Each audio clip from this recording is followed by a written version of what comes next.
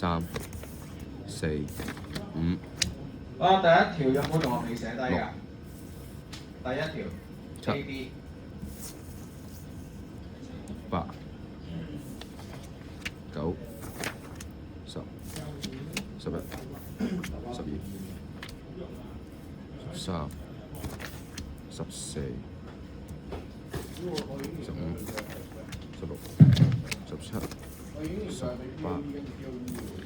19、20、第二條問題，佢話